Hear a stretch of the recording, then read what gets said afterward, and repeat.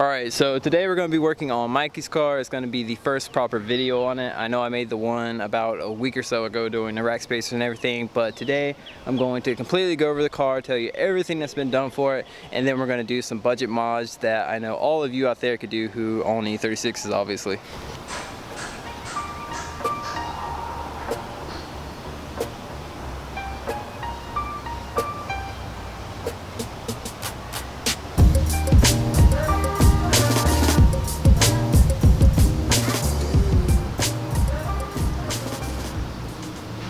Okay, so before we do any work or anything, I'm just going to quickly go over the car and everything that has been done to it. Now, it is a 1998 323 IS, and it actually has a 2.5 liter. If you know anything about BMWs, they are named typically by their displacement, which usually this would be a 2.3, but this is sort of a weird car, which I actually didn't even know it existed until I saw this one. But it is a 2.5 liter Ep.2, which is very similar to the 328, but it's just weird. I'm not going to talk too much about that, but it's actually pretty close to stock, and the only thing done up front as far as the angle goes or anything, it has rack spacers, which we did in the last episode, and I'll just quickly show you how much steering angle it has.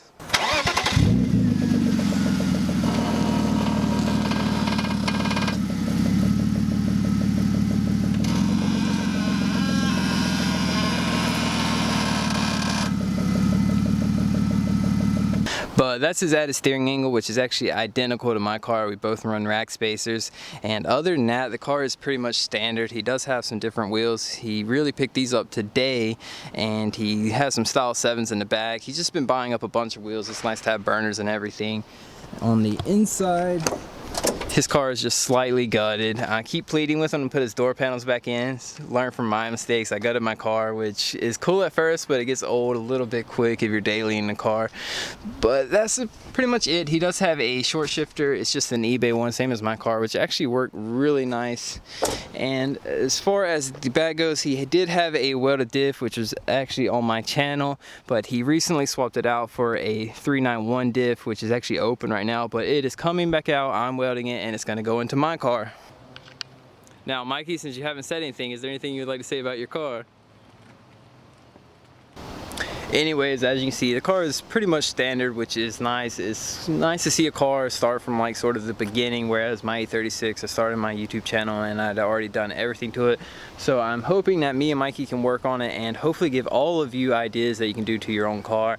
And today I'm going to keep with that theme and do some very simple things that anybody can do for like $5. You can change how the car handles, how it feels, and really it's just nice to do simple stuff. But before we can do any of that, we have to run to Lowe's and grab some supplies, and then I will talk about what we're going to be doing to the car.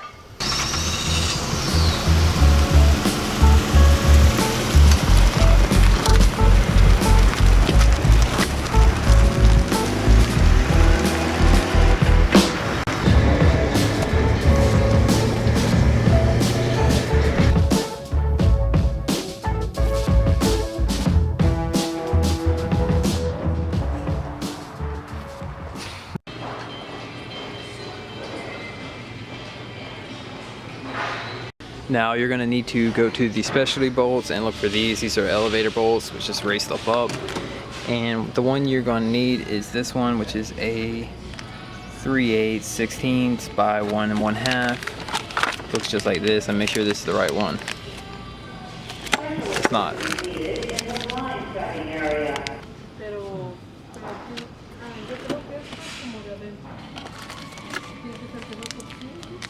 Okay, so we got everything we needed, and it wasn't even $3, so now we'll get back to the house and start working on the car. We're actually going to be adding some front camber and installing a clutch stop.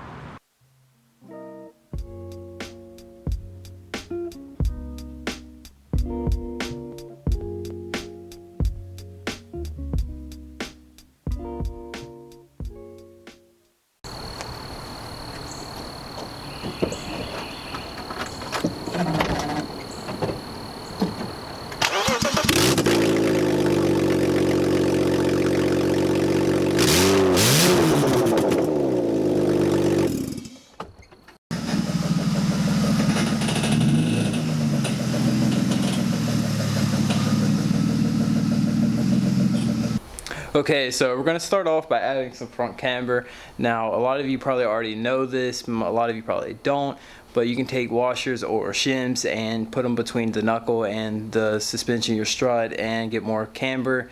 Now, it might seem a bit sketchy, but it's actually how you sort of correct it. It's kind of meant to be there, really. It's no problem. I've ran it on my car for over a year and a half, and it's a good way to get 2-3 degrees of camber for literally, it was what, 80 cents? Something like that, yeah. Yeah, it's like 80 cents. So I'm going to show you exactly what we're going to do, and it's really simple. Any of you can do it.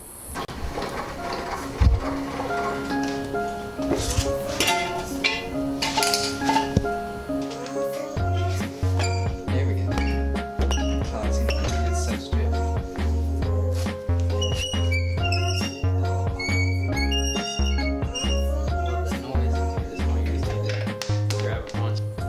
Let me know whenever you blow through those tires, I'll go get you some more. So what we're going to be doing is there's these 2 bolts on your suspension right here, and there's one on the other side. You can't see because it's really dark, but it's right here. And we're going to be taking those washers that we got at Lowe's and sandwiching them between the coilover, well, I guess stock suspension here, I'm not used to that, but that and the knuckle. So it pushes it out and will give you a bit more angle. It's really simple to do. All you have to do is just remove the bolts, put the washer in, and put them back. That was easy.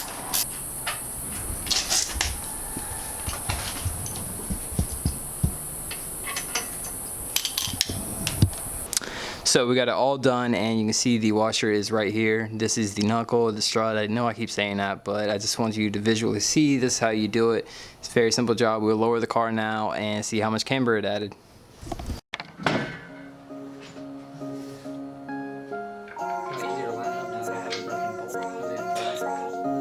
That mod like.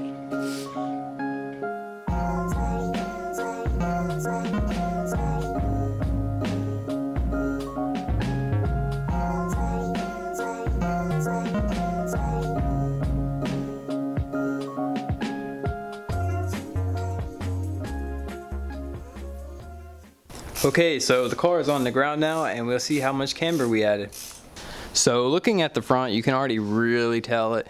You look up here, and then at the bottom you see it sticking out a lot more. It's probably only 2 or 3 degrees of camber, which isn't anything crazy, but that's all you really need. And if you look from above, that's when you can really tell. I'm directly above it now, and you can see the lip is sticking out quite a bit more on the bottom than the top. It's nothing crazy, but it's definitely a handling improvement, especially if you're trying to drift. I'm not going to talk about it too much, but whenever you turn your wheels, you're drifting or anything, your camber actually gets affected, and the more you turn, it just starts to shift to more positive camber. So when you add 2, 3, 4 degrees of negative camber, it actually gives you a straighter wheel when you're on lock, which gives you a better contact patch, more grip, and makes for more skids. But now we'll move on to the next thing, which is just where these little bolts come in that we picked up at Lowe's. This one was, I believe, just over $1, so it's really cheap. But we're going to be using them for a extended clutch stop. Now, a clutch stop is just a simple little bolt with a stopper on it that prevents your clutch from going any farther.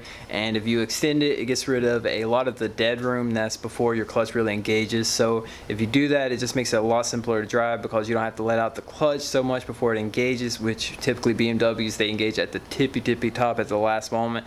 So it really helps, and I mean, it will speed up shifting, but the main thing, it just makes it a lot easier to drive. Now, to install the new clutch stop, all you have to do is find your old one, which will be right behind your clutch pedal. And you'll see it here. Normally there is a little rubber piece that goes over it, but his is missing it for some reason. But if you just take a Phillips head screwdriver, you can just unscrew it and it comes right out.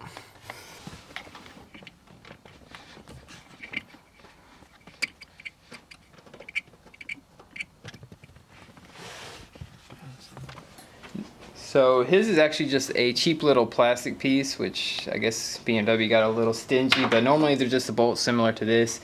And it is supposed to have a rubber stopper, which you can take and just put directly on your new bolt. It'll be just a slightly bigger fit, but it'll go on there pretty easy. And then you will be good to go. Just install it, and I'll give you a little tip to install the new one.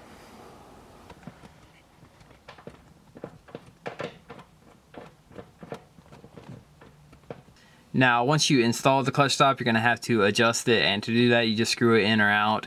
And you can put it anywhere you want, wherever you feel comfortable. Just make sure it is before your clutch engages. The farther out you put it, the better it'll be. And I'll show you a neat way to show you exactly when your clutch is gonna engage. Just put the car in gear, start it with the e-brake on, and just start it. And then slowly let out the clutch, very slowly, and then the second you see the RPMs dip a little bit, that is when your clutch engages. So I'm going to start letting out. See, you can physically feel it start to go. And you just see it move that little bit. That's when your clutch engages. Also, I found out if you have an Ep.2 car, you actually have a clutch switch thing, which means you just have to push the clutch all the way in before the car will start, which might create a problem because if you have the clutch stop installed, I've seen that a few people haven't been able to start the car because it's not all the way in. The car thinks the clutch isn't in at all when it really is. So you might have to bypass it. I'll actually put a link in the description to a thing that shows you how to do it. It's real simple. You just like cut and splice a wire or something. But moral of the story is always buy an OBD1 E36. But we got it all installed, and what do you think of it, Mikey? Perfect. Now, I'm just going to end the video here, but those are some very simple mods that you can do to any E36. He doesn't like to be on camera. I try to get him to talk, but he's just I'm going to force him to actually talk. I'm not just taking over everything and talking about his car.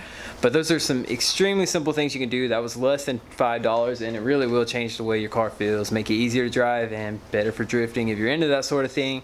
And if you have any questions on how to do it or anything, just ask me and I will reply to the best of my ability. And we're getting to building this thing. We're hopefully doing a build series on it, like a big one, so you can see it change over time. It'll be nice because the car is pretty much stock now, and hopefully it'll be something crazy within the next few months or so. And actually he is going to get the welded diff out of my car, and I'm getting this 391 out of his car, swapping. It's going to make for crazy builds for both of our cars. There's going to be a lot of content coming from it, and I hope you all are excited. And as always, until then.